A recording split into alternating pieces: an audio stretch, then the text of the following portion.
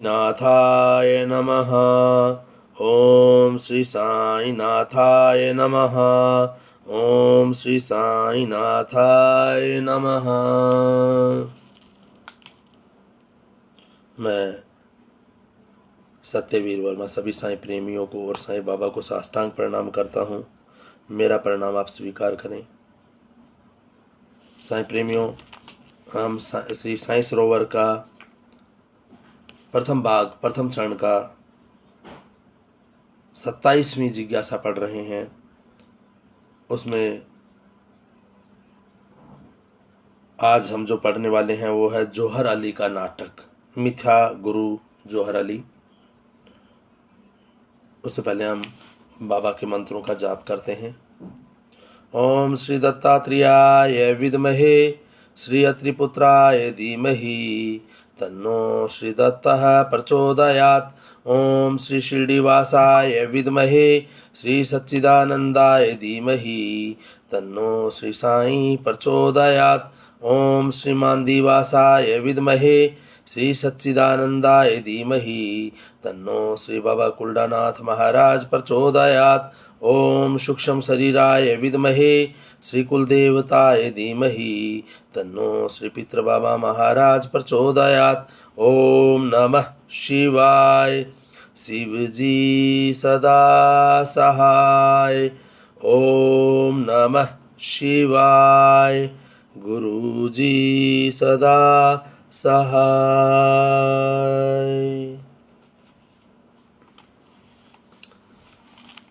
आज जिज्ञासा 27 शुरू करने से पहले हम भगवान के श्री चरणों में प्रार्थना करते हैं।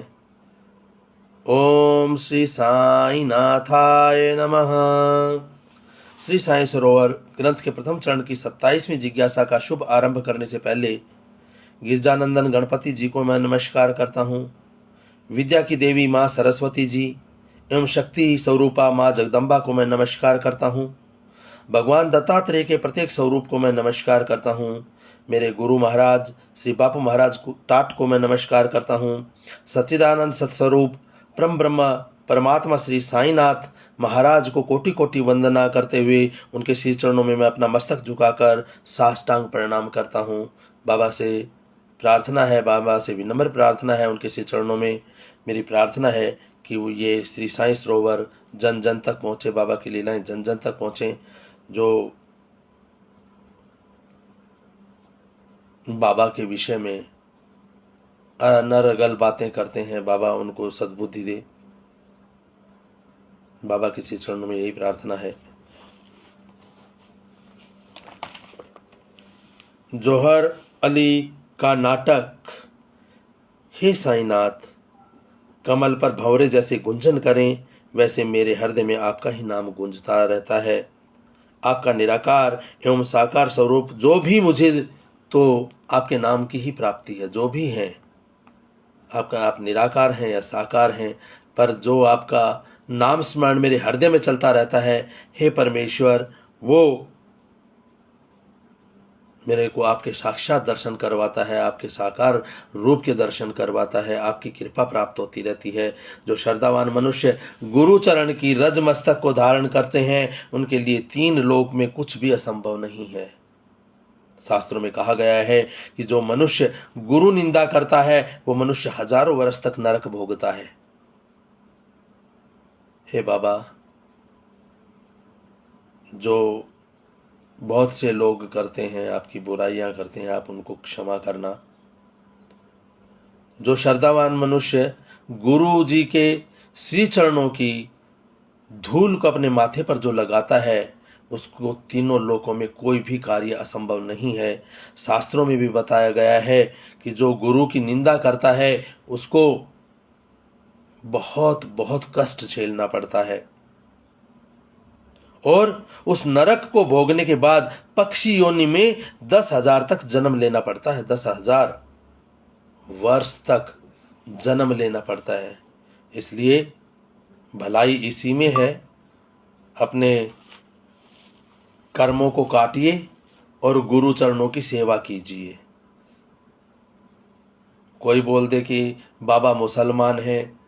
मेरे ये समझ में नहीं आता वो संत कैसे हो सकते हैं जो बाबा के विषय में अनर्गल बातें करते हो। एक संत दूसरे संत की बुराई कैसे कर सकता है? जो भगवान से मिल चुका हो जो संत, और दूसरा भी भगवान से एकत्व प्राप्त कर चुका हो।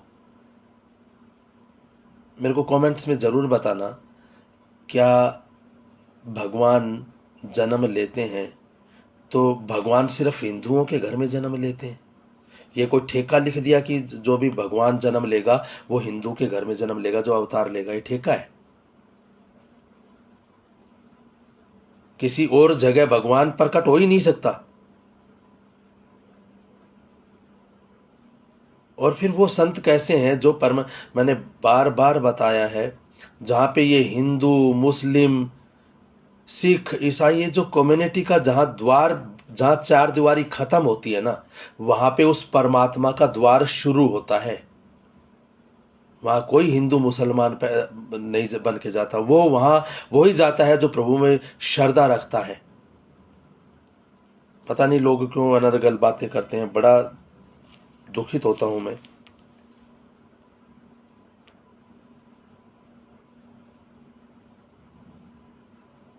सदगुरु को ही प्रभु समझना चाहिए, गुरु और भगवान भिन्न नहीं है। गुरु गोविंद दो खड़े काके लागू पाए।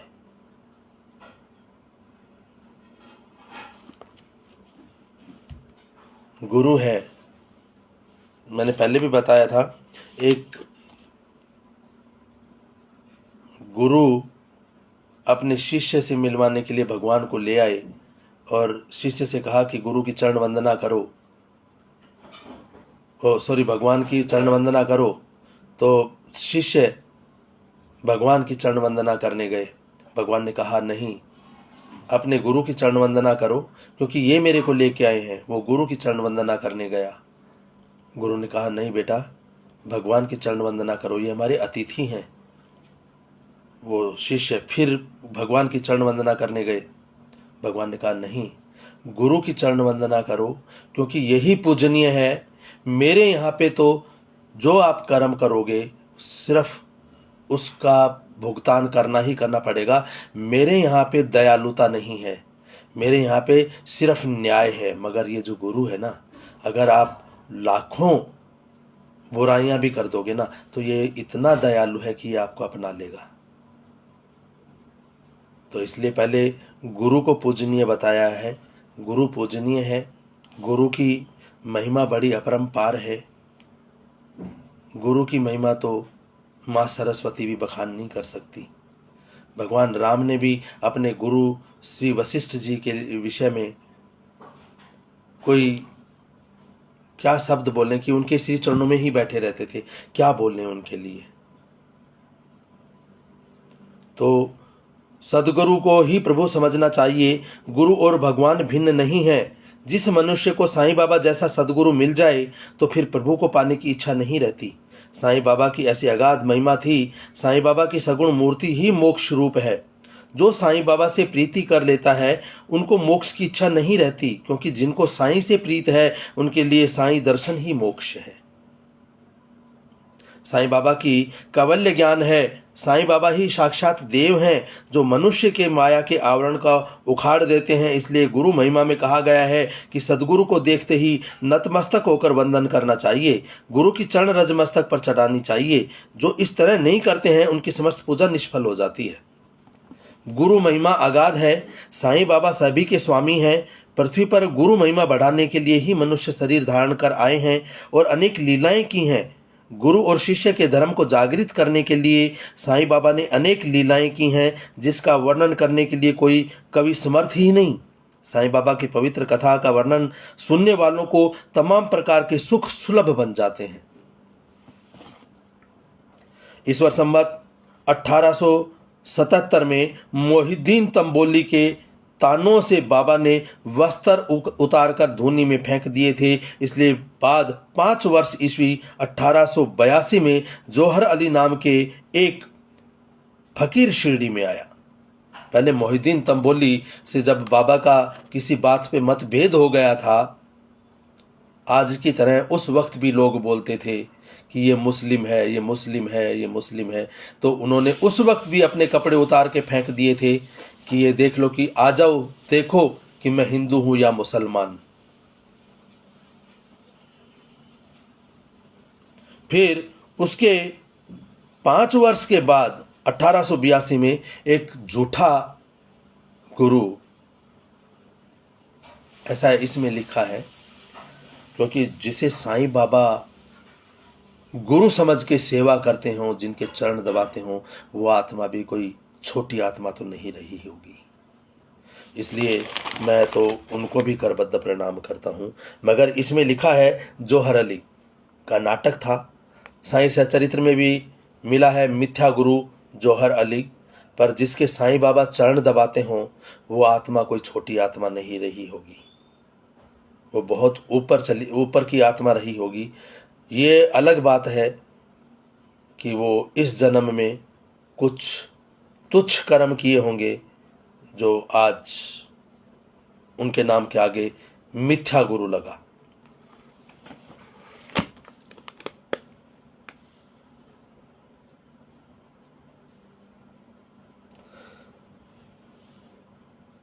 शिरडी से 3 मील दूरी पर राता गांव है।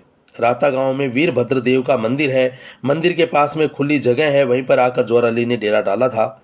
जौहर अली का व्यक्तित्व प्रभावशाली था और कुरान के कलमे उनको कंठस्थ थे, और जो आवाज़ थी, जो उनका कंठ था, वो बहुत मधुर था। लोगों को इम्प्रेस कर लेते थे। लोगों को कैसे कन्वेंस करना है वो उनको कला ज्ञात थी। इसलिए जब वो शिरडी में भी आते थे तो जो भक्त लोग थे उनके प्रवचन सुनते थे, उनकी आयतें सुनते थे, उनके जो कहने का अंदाज था वो बड़ा निराला था। और जौहर अली बाबा को भी अपना एक शिष्य बना लिया कि ये मेरा ही चेला है। क्योंकि हालांकि उनके भी फेस पे नूर था, तेज था उनके फेस पे भी। बाबा जैसे मर्यादा पुरुषोत्तम श्री राम, योगेश्वर श्री कृष्ण, योगेश्वर श्री साईं, जिनको गुरु बना रहे हैं मिथ्या गुरु जौहर अली, वो शायद कोई छोटी आत्मा नहीं रही होगी। इसलिए हमें उनका भी सत्कार करना चाहिए, क्योंकि साईं बाबा ने स्वयं उनके पैर छुए थे, उनके चरण छुए थे, तो कोई छोटी आत्मा नहीं रही होगी। उनका व्यक्तित्व बड़ा प्रभावशाली था और बातचीत करने में भी तो बहुत ही माहिर थे। इस्लाम धर्म का ज्ञान भी अच्छा खासा था।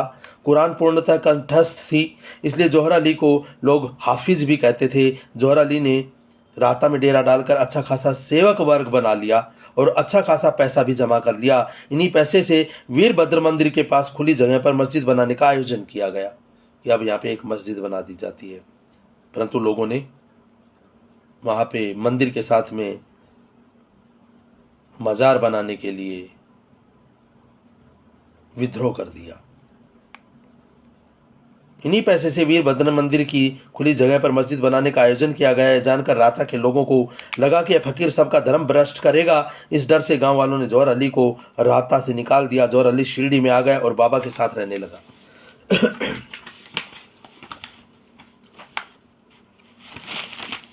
जौहर अली ने अपनी प्रभावशाली वाणी से शिरडी के लोगों को कुरान सुनाने लगा। जौहर अली अपने आप को गुरु कहता था और साईं बाबा को अपना शिष्य बताता था। साईं मेरा चेला है, मैं उसका गुरु हूँ। जौहर अली का नाटक बाबा ने काफ़ी दिन तक चलने दिया, कोई विरोध ही नहीं किया। राता गांव के लोगों को जो डर था कि धर्म भ्रष्ट कराएगा, वो डर धीरे धीरे निकल गया। जौहर अली ने सोचा कि अगर साईं बाबा को अपने साथ राता ले जाऊं, उन्होंने सोचा, तो राता वालों को भी साईं के प्रति प्रेम भक्ति है। साईं मेरे साथ रहें तो राता में अब कोई परेशानी नहीं आएगी। साईं को शिरडी में छोड़कर राता चला गया तो गुरु चेले का भेद शायद खुल जाए। इसी वजह से जौहर अली दोबारा राता गया तथा साईं बाबा को साथ ले गया। साईं बाबा भी जैसा गुरु की इच्छा, साईं बाबा जौहर अली के साथ राता गए। देवीदास महाराज और जानकी दास महाराज विद्वान ज्ञानी पुरुष थे। वे साईं बाबा का यह नाटक देख रहे थे। ज्ञानी ध्यानी और गुणवान भी साईं बाबा की लीला समझ नहीं सकते। देवीदास और जानकी दास को पता था कि जिनकी माया से स्वयं ब्रह्मा और महादेव भी डरते हैं, माया के लिए साईं इशारे ही आदेश हैं। भला परम ब्रह्म स्वरूप सर्वव्यापक साईं जौहर अली के साथ राता गए, वो लीला मात्र थी।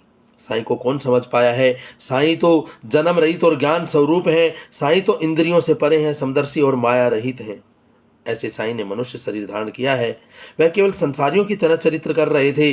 देवीदास और जानकीदास जानते थे कि सूर्य के सामने अंधकार टिकेगा, कितनी देर टिकेगा? बादल थोड़ी देर आएगा, सूरज को ढक लेगा, तो इसका मतलब ये थोड़ा ही रात हो गई कि अंधकार का राज आ गया।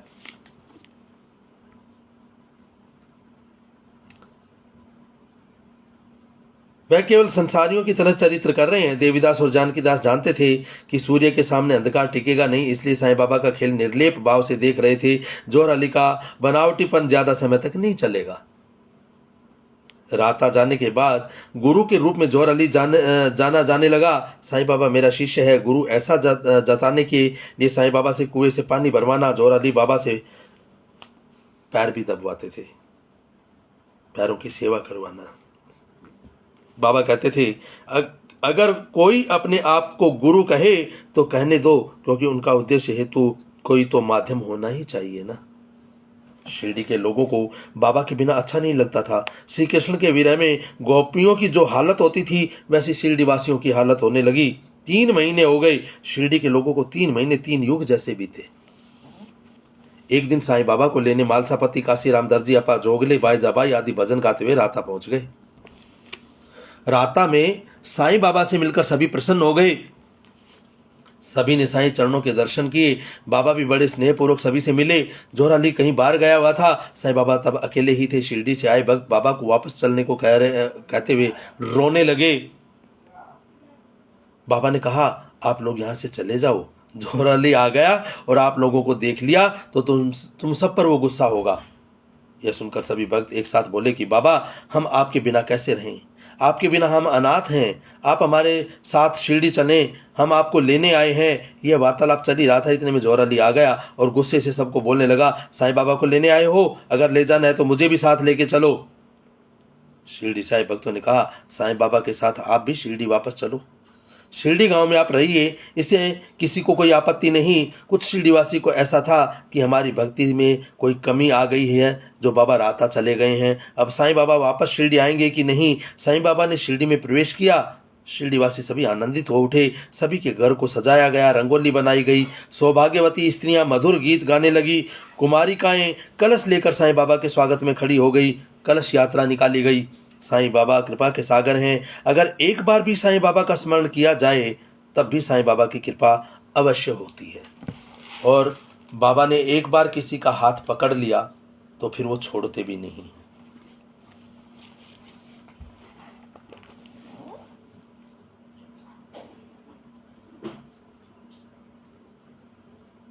राता से शिरडी साईं बाबा की वापसी से शिरडी में उत्सव सा बन गया। गुलाल उड़ाते हुए लोग शिरडी की सीमा की तरफ जा रहे थे, भजन गा रहे थे, मंजीरा बजा रहे थे। आनंद ही आनंद था। बाबा ने शिरडी में प्रवेश किया, द्वारका माई में निवास किया, साथ में जौहर अली भी रहने लगा।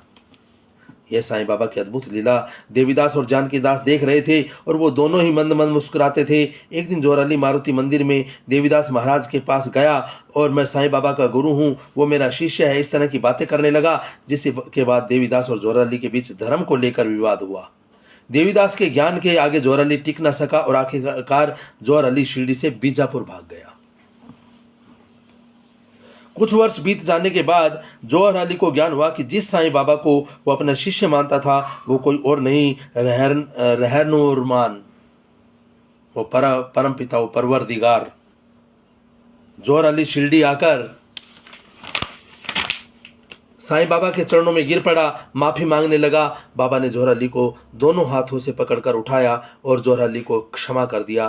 भगवान साईं बाबा कोमल चित वाले हैं, दयालु हैं। साईं बाबा वैराग्य, नीति और प्रसन्नता के स्थान रूप हैं। साईं बाबा ने जौहर अली को माफ़ किया और उसका उद्धार किया। कुछ दिन बाबा के साथ रहा और फिर जौहर अली बीजापुर वापस चला गया। बोल श्री साईनाथ महाराज की जय। कल बाबा का दरबार कैसा होता था, बाबा का दरबार, उसके विषय में हम चर्चा करेंगे बाबा के दरबार के विषय में। बाबा का दरबार कैसा था, कैसे लोग आते थे, दरबारी गण कैसे होते थे। बड़ा सुंदर चित्रण है, बड़ा सुंदर दिग्दर्शन होगा, उसकी कल हम चर्चा करेंगे। अब बाबा की आरती करते हैं। आरती साईं बाबा सुख दातार जीवा, चरणा रजतली द्यावा दासा विसावा, भक्ता विसावा। आरती साईं बाबा जाळुणी आनंग, सप्सरूपी राहे दंग, मुमुक्ष जन दावी निज डोळा श्रीरंगा, डोळा श्रीरंगा। आरती साईं बाबा जया मनी जैसा भाव, ताया तैसा अनुभव, दाविशी दया घना ऐसी तुझी ही मावा, तुझी ही मावा। आरती साईं बाबा तुमचे नाम ध्याता, हरे संस्कृती व्यथा, अगाध तव करणी मार्ग दाविशिया नाथा, दाविशिया नाथा। आरती साईं बाबा कलयुगी अवतार, सगुण ब्रह्म सचार, अवतीर्ण झाला से स्वामी दत्तः दिगंबर, दत्तः दिगंबर। आरती साईं बाबा 8 दिवसा गुरुवारी, भक्त करी तिवारी, प्रभु पद पाहवया, भव भय निवारी, भय निवारी। आरती साईं बाबा माझा निज द्रव्य ठेवा, तव चरण रज सेवा, मागणेची आता तुमा देवाधिदेवा, देवाधिदेवा। आरती साईं बाबा इच्छित दिन चातक, निर्मल तोय निज सुख, पाझावे सत्यवीर्य, संभाळ आपुली भाक, आपुली भाक। आरती साईं बाबा सुख दातार जीवा, चरणा रजतली द्यावा दासा विसावा, भक्ता विसावा। आरती साईं बाबा। ओम अनंत कोटि ब्रह्मांड नायक राजाधिराज योगी राज परम ब्रह्म श्री सच्चिदानंद समस्त सदगुरु श्री साईनाथ महाराज की जय, श्री साईनाथ महाराज की जय, श्री साईनाथ महाराज की जय। शिर्डी मांजे पंढरपूर साईं बाबा रामावर, बाबा रामावर साईं बाबा रामावर। शुद्ध भक्ती चंद्रभागा, भाव पुंडलिक जागा, पुंडलिक जागा, भाव पुंडलिक जागा। याहो याहो अवधे जन, करूं बाबा सी वंदन, साईं सी वंदन, करूं बाबा सी वंदन। गणमैणे बाबा साईं, धाव पाव माझे आई, पाव माझे आई, धाव पाव माझे आई। गाणे लोटांगण वंदिन चरणन, डोल्यानी पाहिन रूप तुझे, प्रेमे आलिंगन आनंद पूजन, भवे वाळिण म्हणे नमा। तमेव माता च पिता तमेव, तमेव बंधुश्च सखा तमेव, तमेव विद्या च दृढं तमेव, तमेव सर्वं मम देवदेव। कायेन वाचा मनसेन्द्रियैर्वा बुद्ध्यात्मना वा प्रकृति स्वभावात् करोमि यद्यत् सकलं परस्मै नारायणेति समर्पयामि। अच्युतं केशवं राम नारायणं, कृष्णं दामोदरं वासुदेवं, हरिं श्रीधरं माधवं, गोपिका वल्लभं, जानकी नायकं रामचंद्रं भजे। हरे राम राम राम हरे हरे, हरे कृष्णा कृष्णा कृष्णा हरे हरे, हरे राम राम राम हरे हरे, हरे कृष्णा कृष्णा कृष्णा हरे हरे, हरे राम राम राम हरे हरे, हरे कृष्णा कृष्णा कृष्णा हरे हरे। कर्पूर गौरम करुणावतारम, संसार सारम भुजगेन्द्रहारम, सदा वसंतम हृदयारविंदे, भवं भवानी सहितं नमामि, भवं भवानी सहितं नमामि। जय श्री साईं, जय श्री साईं, जय श्री साईं। सभी साईं प्रेमियों को बाबा की कृपा मिले, बाबा का आशीर्वाद मिले, बाबा की कृपा निरंतर हम सभी भक्तों पर बरसती रहे, ऐसी बाबा के श्री चरणों में विनम्र प्रार्थना है। सबका कल्याण करें बाबा। आज के कथा का श्रेय बाबा को है, उनका आज की कथा के लिए शुक्राना, अपनी कृपा बरसाने के लिए शुक्राना, आज के आनंद के लिए उनका शुक्राना, और हर श्वास से, शरीर के रोम रोम से उनका शुक्राना। Thank you.